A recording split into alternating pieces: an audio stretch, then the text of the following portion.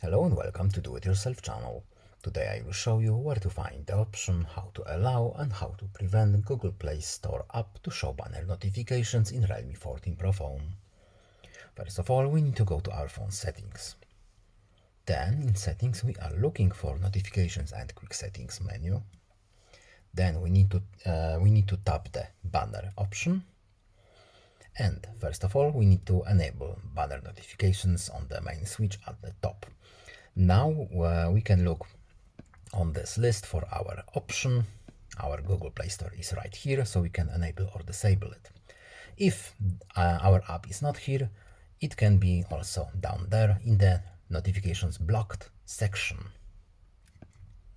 And that's pretty much it. I hope this video was helpful to you. Please leave a like and subscribe. Have a nice day and see you in the next video. Goodbye.